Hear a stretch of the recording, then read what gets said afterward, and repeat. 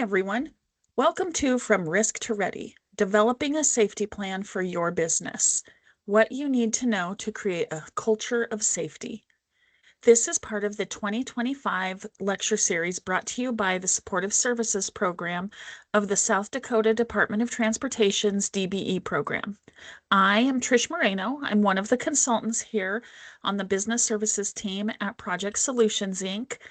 And before joining this team, I actually spent years in the manufacturing industry as a training and continuous improvement coordinator, where safety wasn't just a priority, it was part of the culture throughout our business. In that role, I helped develop and deliver regular safety trainings. I welcomed new hires with safety onboarding, and when things didn't quite go as planned and incidents occurred, I was part of the team that analyzed the incident by digging into the root causes and crafting smart solutions, both quick fixes and long-term strategies.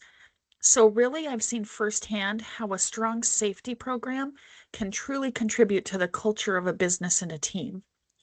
Today's training is packed with practical, actionable insights that you can use. My goal is that you walk away with ideas that you can really plug into your own safety program right away. Let's make safety not just about being a checkbox, but part of your culture. Hope you're ready to dive in. Let's take a quick look at what we're going to be talking about today. Our learning objectives for this training are going to be to talk about construction safety. We're going to give you some stats of why construction safety is important and a little history about construction safety.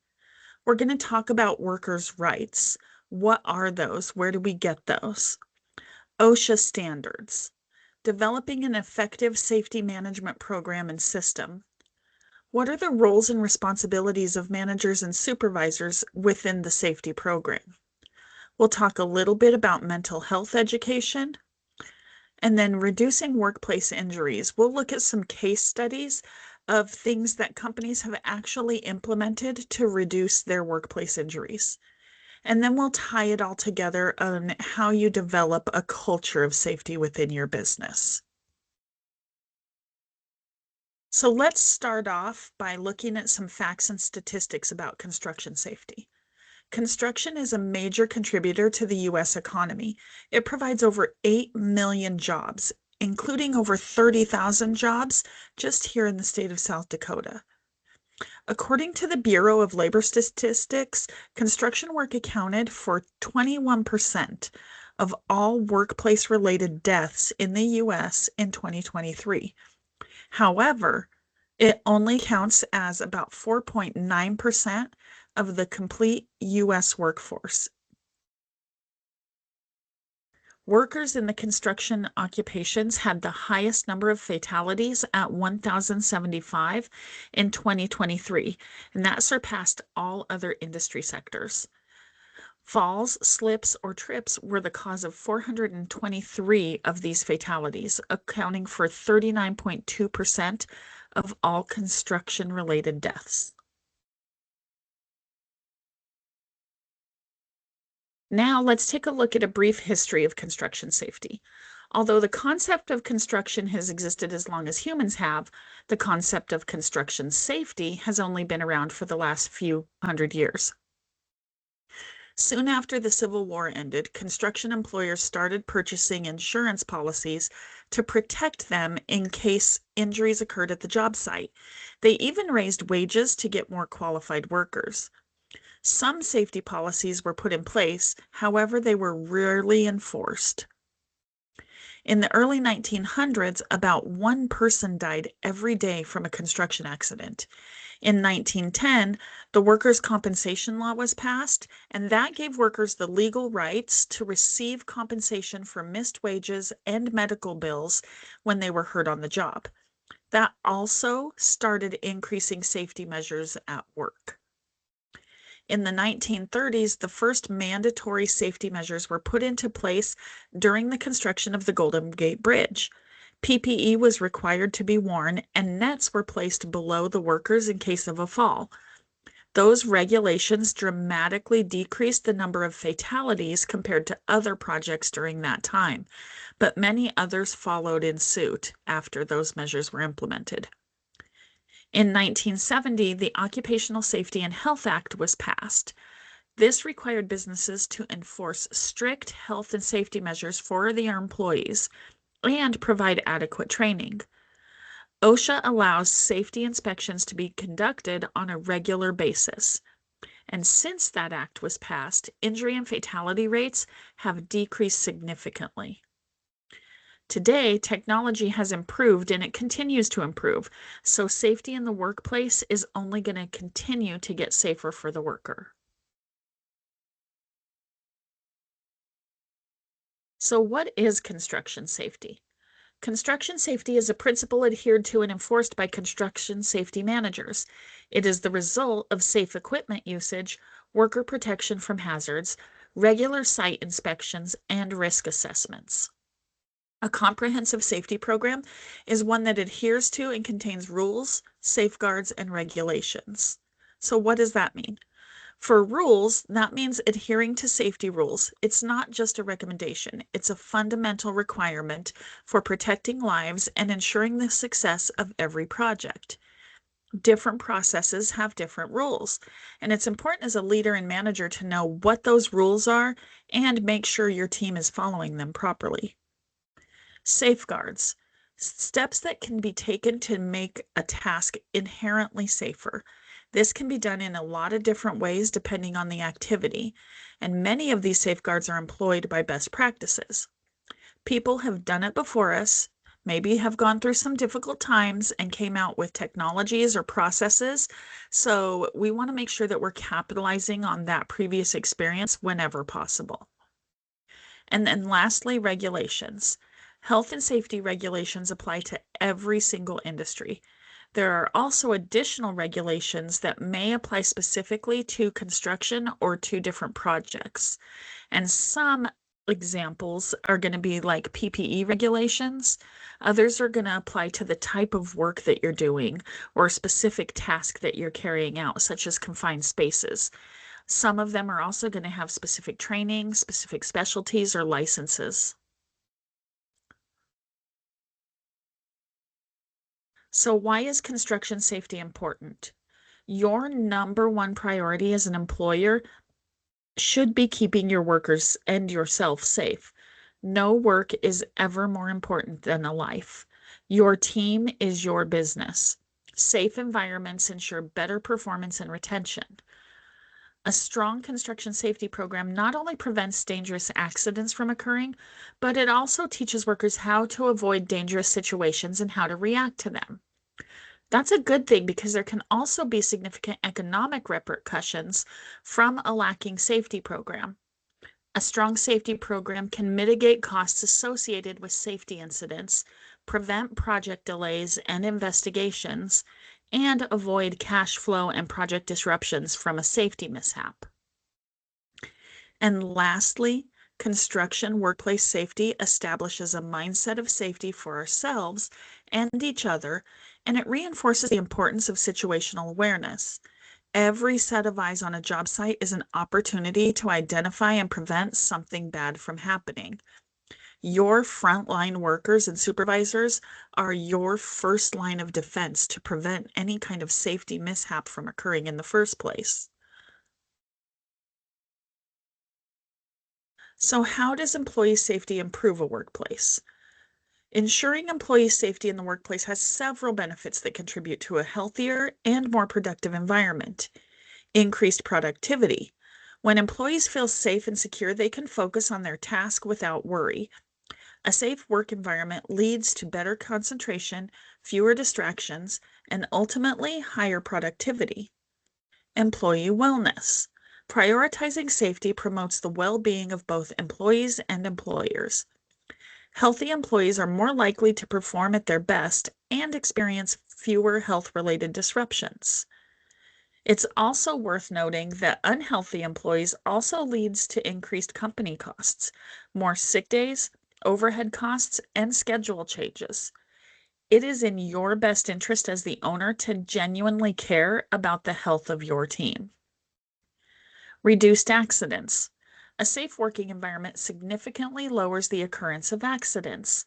Fewer accidents mean less downtime for safety investigations and reduced costs related to workers' compensation. Equipment preservation.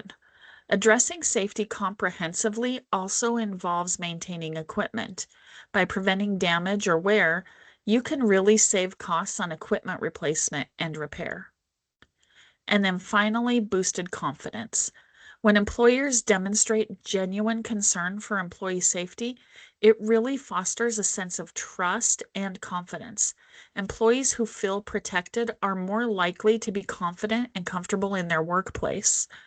And when we look at the challenges that employers face today with retention, showcasing that you care about your team's well-being can go a long way in keeping them long-term. Ultimately, employee safety isn't just about meeting compliance. It's about creating an environment where everyone can thrive and contribute effectively. The hidden costs of workplace safety problems. Beyond the overt financial implications of safety incidents, numerous hidden costs often go unnoticed, and they can drastically impact a company's bottom line and operational efficiency. Training replacement workers. When an experienced worker is injured, businesses often need to hire and train a replacement, which is a cost-intensive process. The expense of recruiting, onboarding, and training can quickly escalate and significantly affect the company's resources. Corrective action costs. Following a safety incident, companies need to invest in corrective actions to prevent recurrence. That could include amending safety protocols, but it could also include purchasing new equipment or implementing additional training, all of which are going to carry a cost with them. Loss of efficiency. The sudden loss of skilled workers and the resulting crew disruption can lead to inefficiencies in the workflow. New workers' time to acclimate and reach peak productivity adds to those inefficiencies.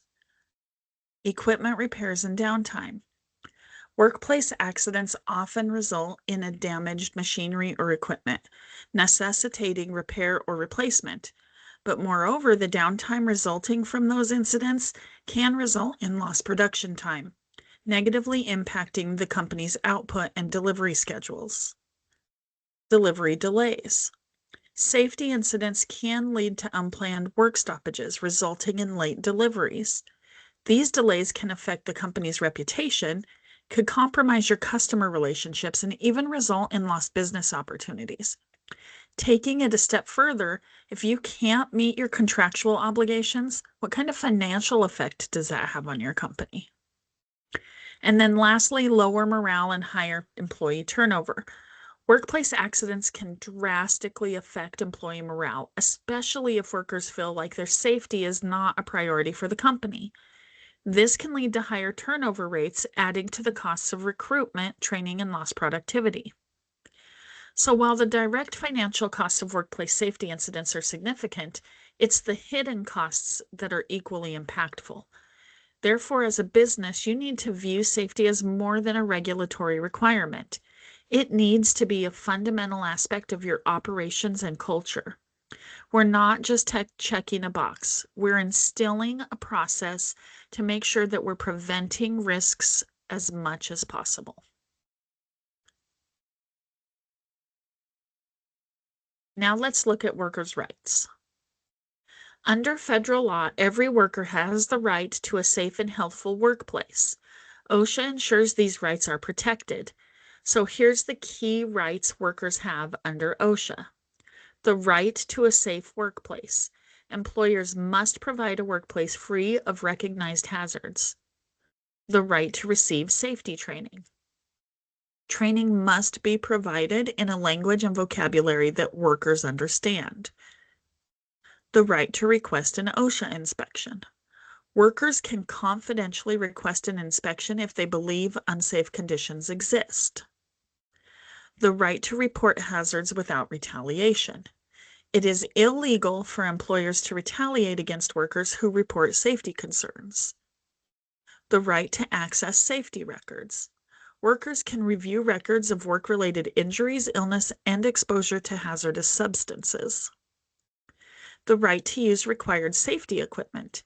Employers must provide necessary protective gear like gloves, harnesses, and respirators. The right to refuse dangerous work. Workers may refuse work that poses an imminent danger to their health or safety.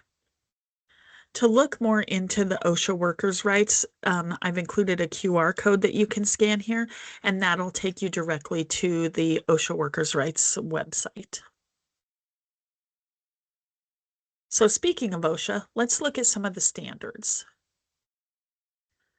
The Occupational Safety and Health Act of 1970, or the OSH Act, established OSHA to ensure safe working conditions by setting and enforcing standards and offering training and support. OSHA is part of the U.S. Department of Labor, and the OSH Act covers most private sector workers and some public sector workers across all 50 states and U.S. territories. Employers have to follow OSHA standards and the General Duty Clause, which requires a workplace free of serious hazards. OSHA standards outline legal safety practices that employers have to follow. And so for construction specifically, Standard 1926 is what would apply. So to view the complete 1926 standard, I've got the QR code on there so you can view it directly on the OSHA website. So to assist employers, safety and health professionals, training directors, and any others who need to know, OSHA's training related requirements have been excerpted from those standards and collected in this training requirements book. So the training requirements contained in OSHA standards are organized into 5 categories. So they've got general industry, maritime, construction, agriculture, and federal employee programs. Training requirements are then broken down and they're excerpted from that standard 1926 that I mentioned in the previous slide. So this slide just shows you an example that was pulled from the manual regarding refresher training and training documentation for safety management of hazardous chemicals. So again, another QR code. If you want to access this booklet that excerpts those training requirements, you can scan the QR code and that'll take you directly to it. There's also a lot of great resources on the OSHA website for employers to help you develop a comprehensive safety program. So all of that is, there's free tools all over the OSHA website. So make sure and take advantage of those. OSHA in South Dakota. So in South Dakota, there isn't a state-specific OSHA program.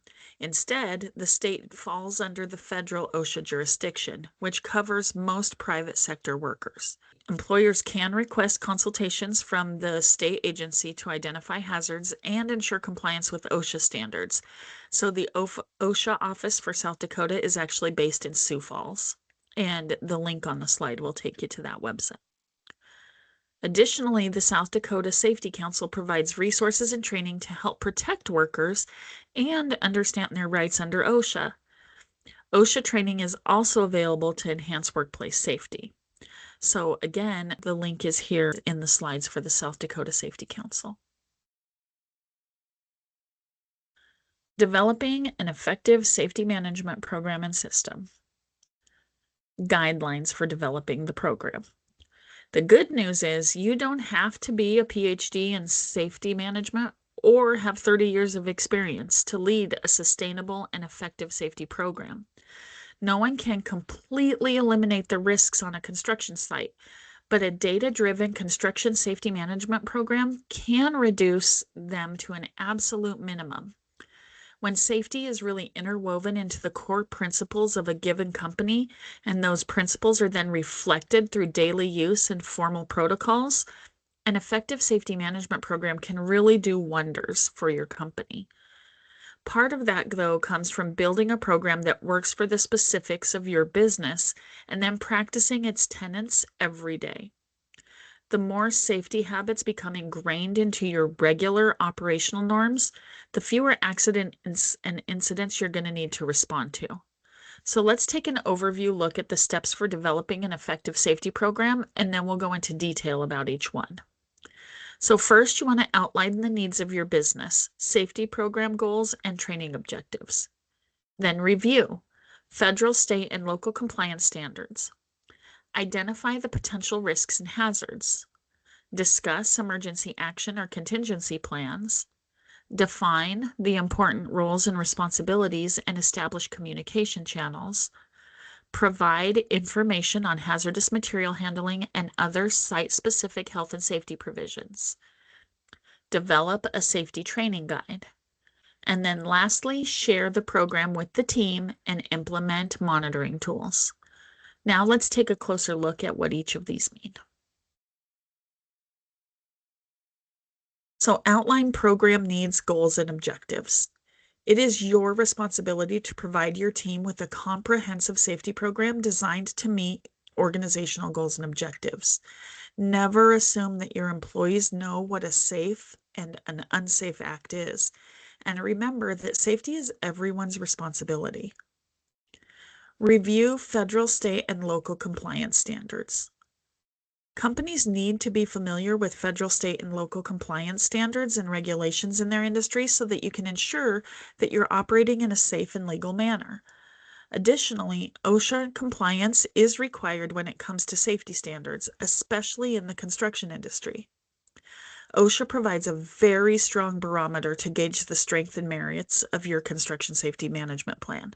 So by reviewing those compliance standards while building yours, it's going to be easier for you to maintain high safety standards as a matter of course.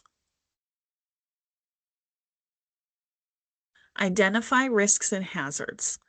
Developing an effective construction safety management plan starts with an accurate risk assessment for each and every job site. Risk assessment begins with a review that is specific to the site and construction schedule. A site near a lake or a river, for instance, may have different hazards or safety considerations than in a heavily populated metro area. Then you want to discuss the emergency action or contingency plans. Unfortunately, no matter what you do and how well prepared you are, the unexpected does occur. You should always have an emergency action plan in place before beginning work on any construction site. In the immediate aftermath of an emergency, a well-executed preparedness plan can save lives, reduce damage, and prevent a bad situation from getting worse. An emergency action plan should be specific to the construction site and account for the unique details and safety concerns. Understanding the exits of the construction site, where the hazards exist, and the distances needed to travel to a rally point are all items that you can plan for, regardless of the nature of the safety incident. The plan should address step-by-step protocols for securing everyone's safety, securing the site, treating injuries, and reporting the incident to the proper authorities. The plan should also be posted somewhere on site where all employees and visitors can easily see it. And make sure that you're doing that in languages required to convey the information to everyone on site. One thing I want to mention here, though, is contractual obligations as well. Sometimes if you're working in heavy metro areas or highways, or anything of that nature, there's something in the contract that states contractor expectations in the event of an emergency. For example, is the contractor expected to direct traffic if there's an accident or take charge of the scene? Make sure you fully understand what your legal obligations are in the event of an emergency. Next, define roles, responsibilities, and communication channels. Accountability is the key aspect of a successful safety program. That means not only delegating proper roles and responsibilities to qualified and capable employees, but also ensuring transparency in the process and conveying those details to all of the workers on the site. All construction sites should have at least one individual that's responsible and primarily focuses on safety. Typically, this is going to be like a supervisor, potentially a superintendent, depending on the project's size and scope. The individual is responsible for regular inspections of equipment, material, and the construction site itself, being familiar with existing safety codes, providing training to ensure that the team is familiar with proper procedures, ensuring that the company is meeting those OSHA standards, and assuming a leadership role in the event of an accident.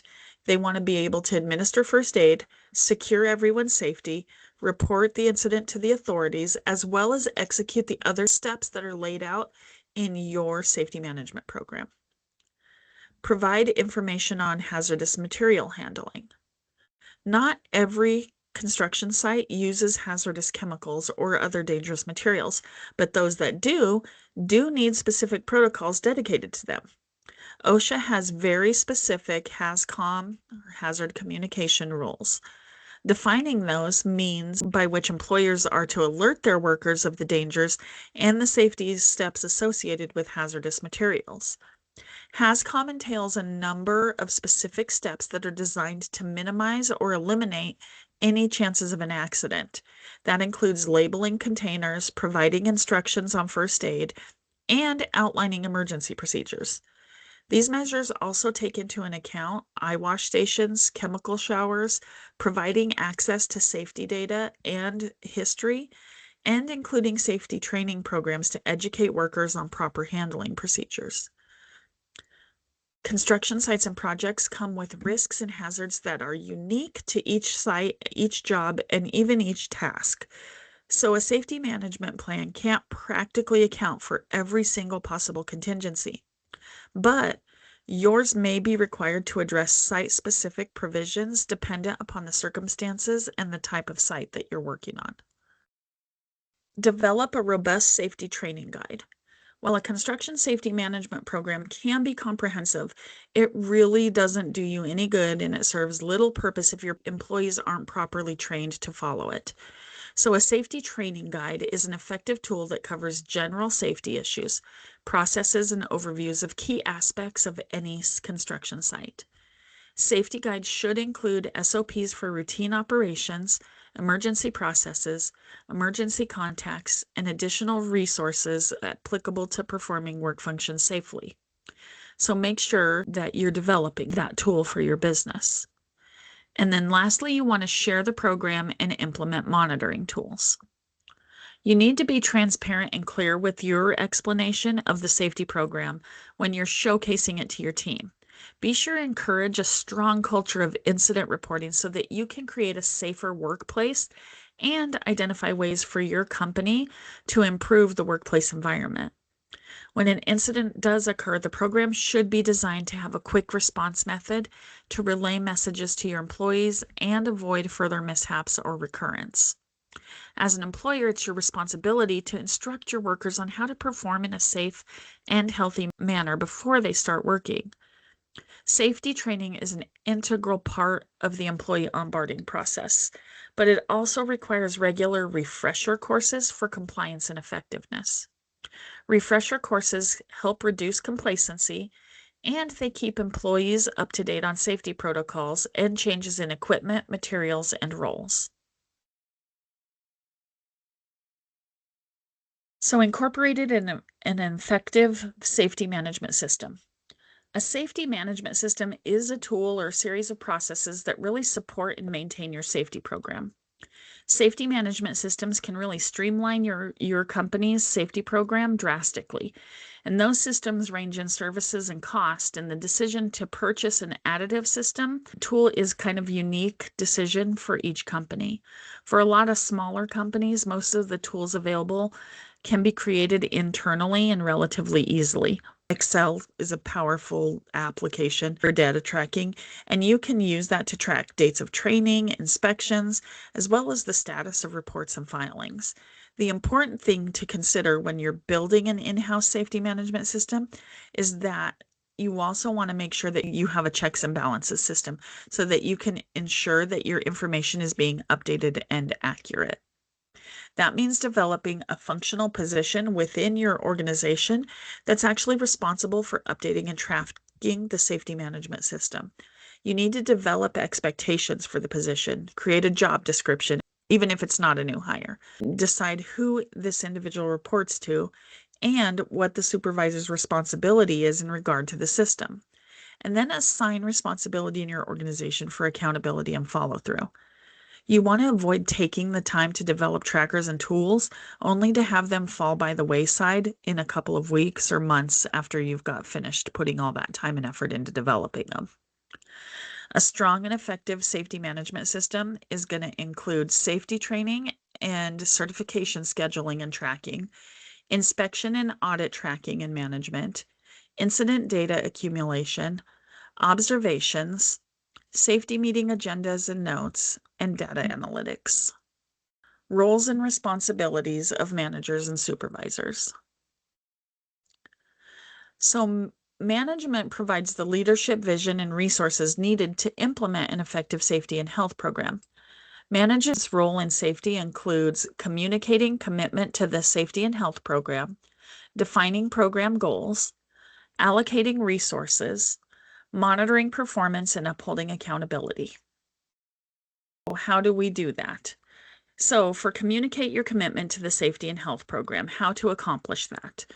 A clear written policy helps you communicate that safety and health is a primary organizational value, as important as productivity, profitability, product or service quality, and customer satisfaction. You want to establish a written policy signed by top management that describes the company's commitment to safety and health and pledging to establish and maintain a safety and health program for all of your workers.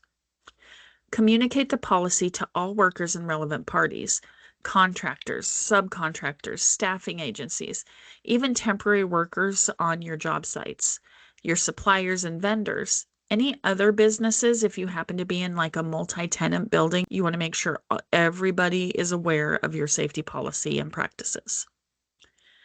Then you want to reinforce management's commitment by considering safety and health in all of your business decisions, including your contractor and vendor selection. Make sure that if you're choosing a vendor, you want to make sure that they have a good safety record as well, so that they're not putting your business and your employees in harm's way. Be visible in your operations and set an example by following the same safety procedures that you want your workers to follow. So if you require your workers to wear safety glasses and you wear your safety glasses on the back of your head, you're not setting a good example. So begin doing that and practicing what you want your employees to practice. Also begin your work meetings with a discussion or review of safety and health indicators. And if there's any outstanding safety items on a to-do list, make sure that you're reviewing those and letting people know where you're at on those. Next, defining program goals. By establishing specific goals and objectives, management sets expectations for managers, supervisors, and workers, and for the program overall. The goals and objectives should focus on specific actions that are going to help improve workplace safety and health. Identify current processes and areas needing improvement to help direct the goals and objectives of your organization's safety program. Establish realistic, measurable goals for improving safety and health.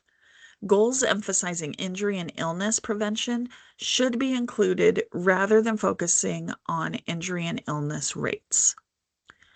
And then develop plans to achieve the goals by assigning tasks and responsibilities to particular people, setting timeframes, and determining the required resources. Next up for managers is allocate resources. Management provides the resources that's needed to implement the safety and health program, pursue program goals, and address any kind of shortcomings when they are identified. Consider and estimate the resources needed to establish, implement, and maintain the program. Allow time in your workers' schedules for them to fully participate in program initiatives and activities. Integrate safety and health into your planning and budgeting processes and align those budgets with the program needs. Provide and direct resources to operate and maintain the program, meet safety and health commitments, and pursue program goals. Special note here is that resource needs will vary Depending on your company's size, the complexity, the hazard type, program maturity and development. So those things could include capital equipment and supplies, staff time, training, even just access to information or tools like vendor information, safety data sheets, injury illness data, checklists, any online databases. So just make sure you're considering that because it's going to vary.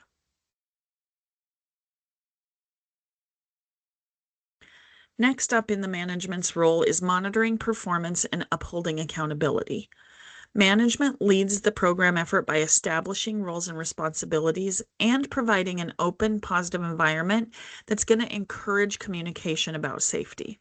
It is management's responsibility to remain dedicated to the safety and health program, monitoring adherence, enforcing protocols, and leading by example. Identify those frontline supervisors or people to lead the safety program effort, coordinate activities, and track progress. Define and then regularly communicate those responsibilities and authorities for implementing and maintaining the program, and then hold your team accountable for that performance. Provide positive recognition for meeting or exceeding safety goals aimed at preventing injury and illness. So example of that would be like reporting close calls or near misses, attending training, conducting inspections, any of that stuff. And then establish ways for management and workers to communicate freely and often about health and safety issues without fear of retaliation. Again, you want to maintain a positive and encouraging tone. That's super important. Successful programs that I have seen reward rather than discipline workers who identify problems or concerns, much like successful quality programs. Disciplinary measures should be reserved for situations in which an individual, manager, or worker is uncooperative or becomes an impediment to progress. Now let's look at the supervisor's role in workplace safety. While management provides the leadership, vision, and resources needed to implement an effective safety and health program, supervisors are the means to execute that safety program. So the supervisor role in workplace safety involves all of these activities. Conducting orientation of training employees, new employees. Preventing the lingering unsafe or unhealthy workplace conditions. Correcting current unsafe conditions. Enforcing safe work practices, investigating workplace accidents and incidents, and promoting quick returns to work for the team. Let's take a closer look at those. Supervisors are responsible for a great deal of what goes on day to day in the workplace. It's not just a position that solely assigns tasks. We all know that. Supervisors have to ensure a safe and healthy workplace for their employees. Employees must be able to report unsafe or unhealthy workplace conditions or hazards to a supervisor. So to accomplish that, supervisors are going to conduct orientation and training of employees, train and instruct employees so they can perform their work safely, know what personal protective equipment is needed for each task, and how this equipment is supposed to be properly used, stored, and maintained. You want your supervisors to prevent lingering unsafe or unhealthy workplace conditions or hazards. So many near-miss incidents are caused by unsafe or unhealthy workplace conditions. It's the supervisor's responsibility to train and periodically remind employees of what to look for, how to correct or report any unsafe conditions or hazards. And then correct unsafe conditions. Supervisors have to take immediate steps to correct unsafe or unhealthy workplace conditions or hazards within their authority and ability to do so. When an unsafe or unhealthy workplace condition or hazard cannot be immediately corrected, the supervisor has to take temporary precautionary measures. Enforce safe work practices. Supervisors are an integral piece of the safety program, so making sure that they have the proper training and authority is vital to the success of your safety initiatives. It is the supervisor's responsibility to enforce safe work practices and procedures.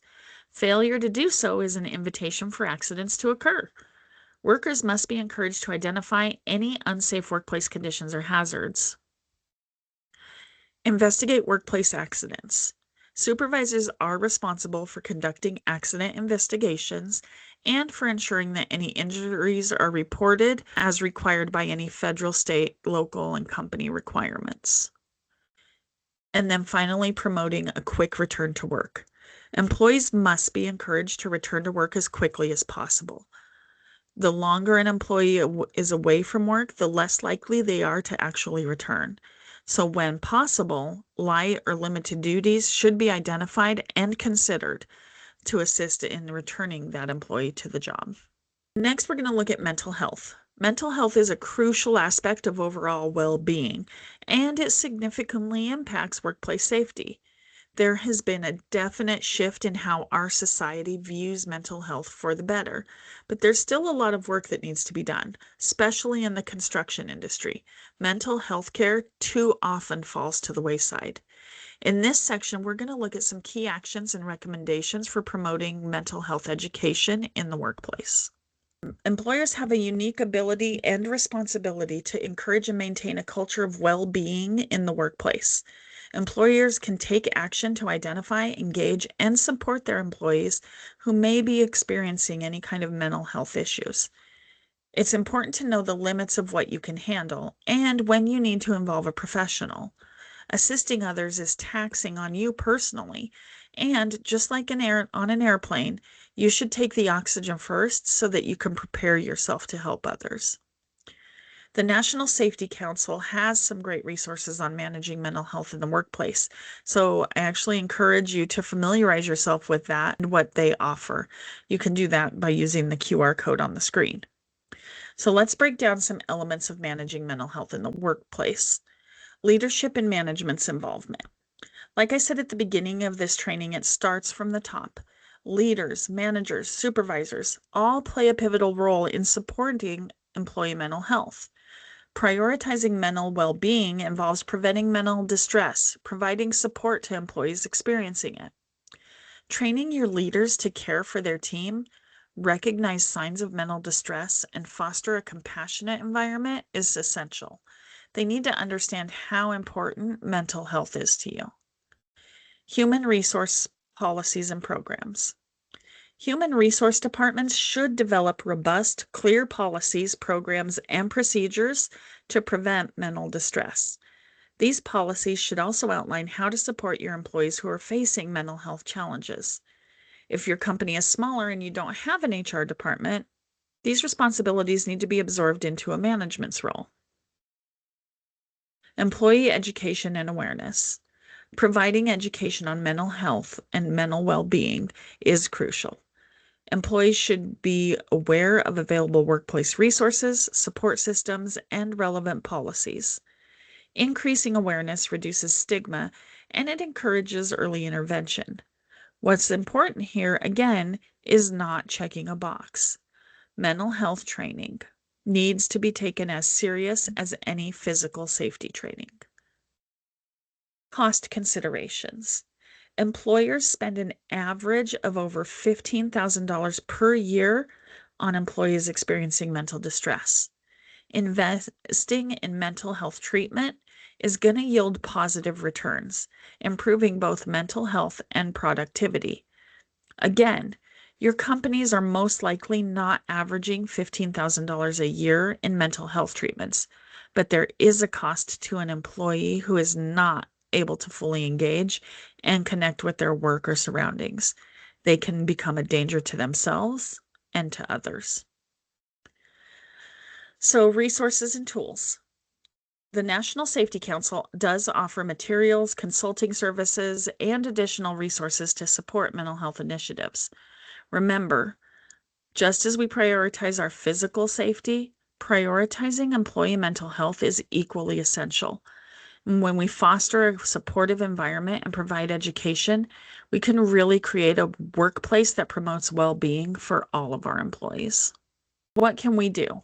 The goal with positive mental health initiatives is to find ways to alleviate or remove stressors in the workplace to the greatest extent possible.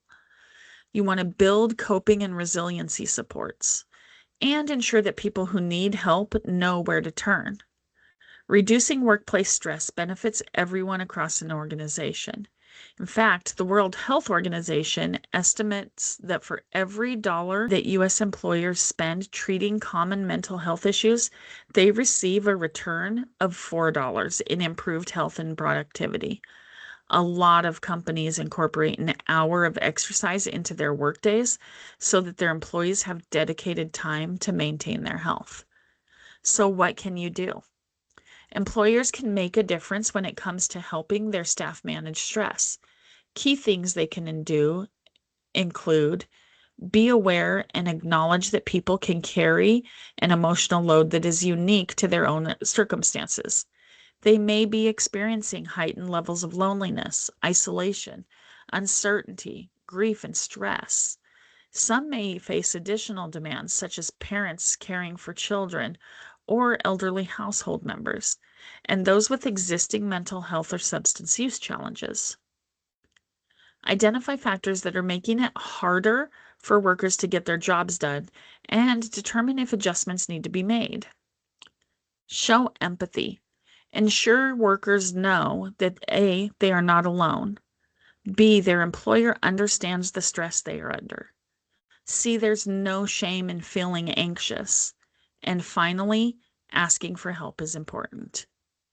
Employers can really reassure employees they are open and receptive to discussions about employee work stress by creating a safe and trustworthy space. Finally, you want to provide access to coping and resiliency resources, workplace and leave flexibilities without penalty, or other supportive networks and services. Research from the American Psychological Association suggests 50% of employees find that a lack of paid time off or sick leave has a negative impact on stress levels at work. OSHA does have a list of resources that can help employers get started with a mental health program, and the QR code is going to direct you to workplace stress guidance and tips for employers. Again, I want to reiterate that you do not want to put yourself in a position that you cannot handle. Know your limits and don't be afraid to ask the hard questions. Nothing is taboo in the world of mental health, and there's nothing wrong about asking someone, do you feel like hurting yourself or someone else? Speaking from personal experience, helping others, our insecurities, asking someone about their mental health is our problem to overcome. And it's usually far less taxing than what the other person is going through. All right, let's look at some case studies about reducing workplace injuries. The first one is Skanska. They implemented a safety week. So Skanska, one of the world's leading project development and construction groups, faced challenges with workplace injuries due to the high-risk nature of construction work. So what did they do? They started a Safety Week initiative. Skanska launched an annual Safety Week, dedicating time specifically to safety training and awareness across all of their construction sites. They increased safety training, with an emphasis was placed on regular and comprehensive training for all of their workers, including subcontractors. And then enhanced communication. The daily safety briefings and toolbox talks were implemented to ensure constant communication about safety issues. So what happened? They were able to have a reduction in accidents. Over a period of 5 years, Skanska reported a significant reduction in their workplace injuries, with a 40% decrease in recordable incident rates. And then increased awareness. The Safety Week initiative helped to create a culture of safety awareness and accountability among their employees. Next is Turner Construction with their Zero Injury Safety Program. Turner Construction is a large construction management company, and they aimed to reduce their workplace injuries by fostering a culture of zero tolerance for unsafe practices. They did that by their Zero Injury Safety Program, or ZISP. They implemented ZISP, which included strict safety protocols and a zero tolerance policy for safety violations. They offered safety incentives. Workers were incentivized to adhere to safety protocols through recognition and rewards for safe behavior. Advanced safety equipment. They made an investment into an advanced safety equipment and personal protective or PPE equipment for all workers. And what were the results of those efforts? They had significant injury reduction. Turner Construction saw a 50% reduction in workplace injuries within 3 years of implementing ZISP. They saw improved safety culture. The emphasis on zero tolerance and incentives led to a stronger safety culture across all of their projects. And the last case study we're going to look at is the Gilbane Building Company and their Safety Excellence Program. Gilbane Building Company, a family-owned construction and real estate development firm, focused on reducing their workplace injuries through a comprehensive safety excellence program. The program included extensive training, safety audits, and regular safety meetings. They had behavioral safety observations, implementation of a system where supervisors and peers observed and reported on safety behaviors, followed by immediate feedback and corrective actions. And then safety leadership training. Leadership training for supervisors and managers to empower them to lead by example in promoting safety. And what were the results of those efforts? Reduction in lost time injuries. Gilbane experienced a 35% reduction in lost time injuries over a 3-year period. Enhanced safety engagement. The program fostered greater engagement and responsibility for safety among all of their employees, from the top management to their field workers. So the thing about these case studies is they illustrate that a combination of rigorous safety programs, training, leadership involvement, and a very strong safety culture can significantly reduce workplace injuries in the construction industry. Developing a culture of safety. Year after year, occupations in the construction industry remain the most hazardous to workers. Since 2008, there is no industry that's registered a higher on-the-job death toll. That reality means that construction firms and project owners have both a financial and a moral obligation to do everything in their power to build a culture of safety that mitigates the dangers inherent to their work. Safety as a value means weaving it into every decision at each operational level. It includes implementing policies and procedures that go above and beyond the minimum set out by OSHA. In this section, we're going to share some tips and ideas to assist you in really starting to develop that culture of safety within your business. Core tenets of a safety culture. First, we're going to talk about the 4 core tenets of a solid safety culture and how to apply them to build that culture from the ground up. So you want to make productivity subordinate to safety. That sends an unmistakable message that nothing, even the almighty dollar, is more important than the safety and well-being of your employees.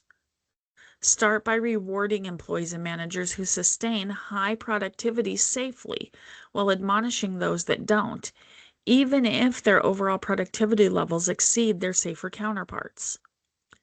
Next, you want to create mitigation processes for common safety concerns. In other words, you need to identify the specific safety issues inherent to the work you're doing and establish clear, visible processes to deal with them. For example, it's widely known that 60% of all construction fatalities stem from electrocution, falls, getting struck by falling objects, and crushing or pinning injuries.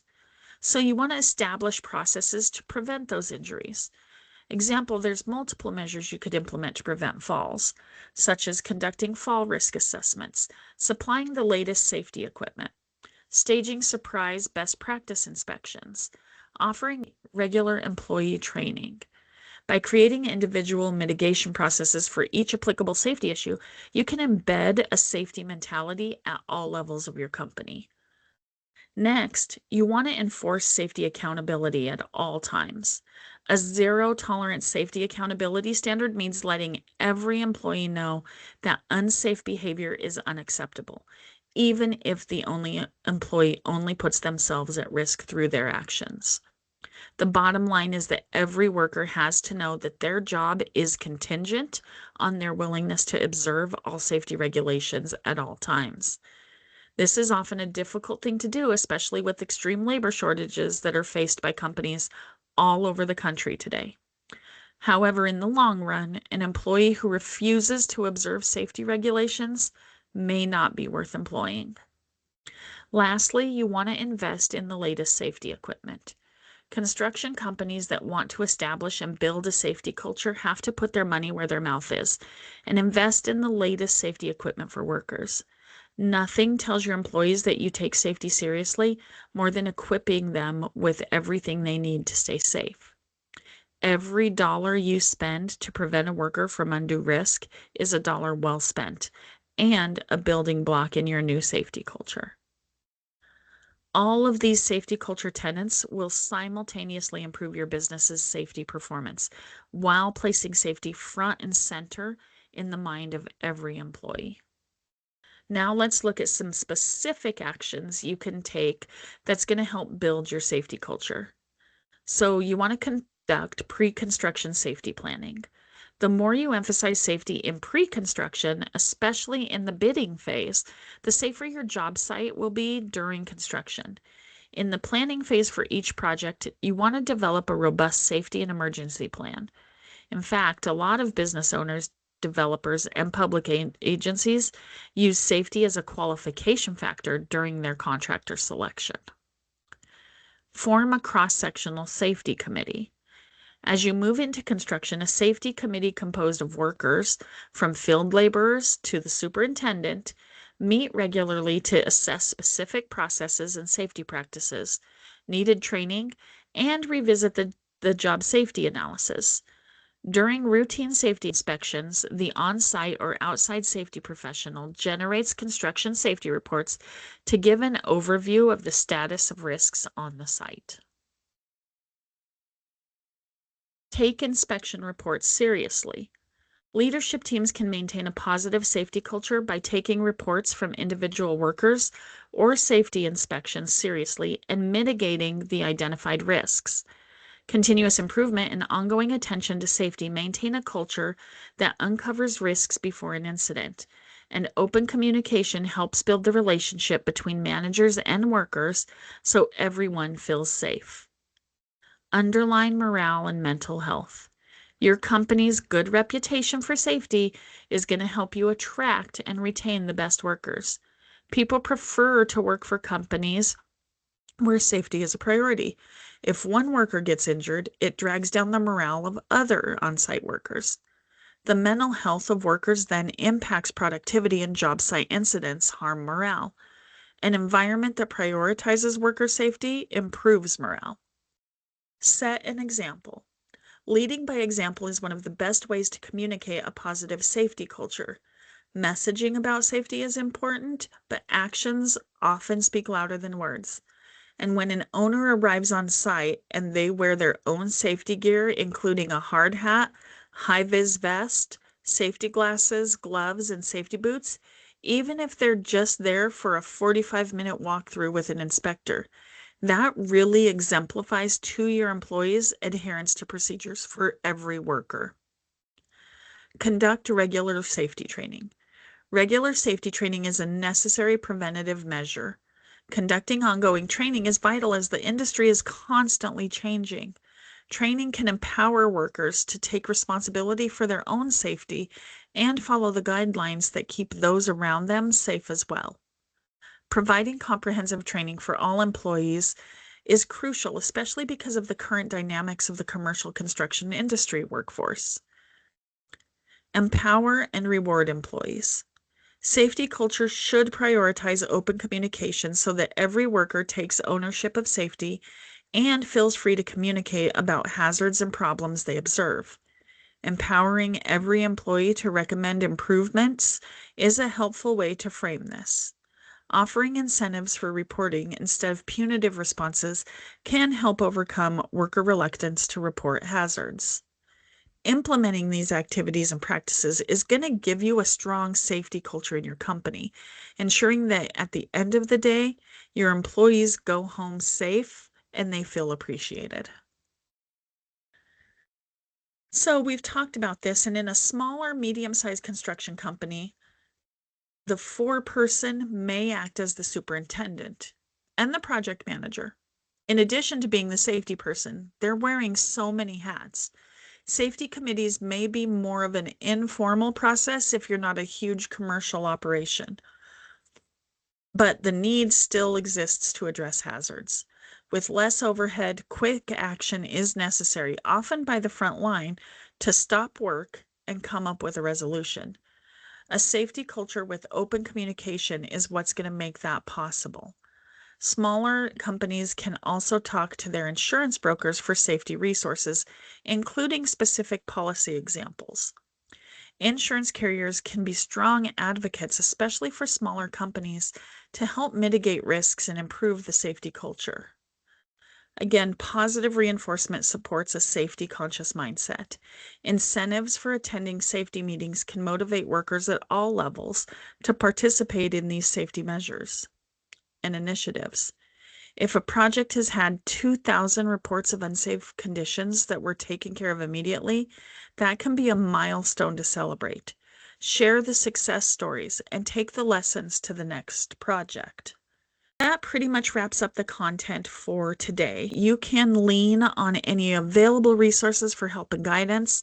The United States Department of Labor has a newsletter, so I highly suggest that you get in touch with that. And really lean on the resources, the free tools that are out there, especially for small businesses that don't have a big team that can focus on safety. So use the free resources that are out there so you can support and start growing your safety culture in your business. Safety does start with leadership. Leadership initially demonstrates a commitment to safety by establishing it as a priority, or better yet, a core company value. At a recent safety conference, Mark Whitson, who's the president of DPR Construction, said, "A lot of companies talk about safety as a priority, but we talk about safety as a value."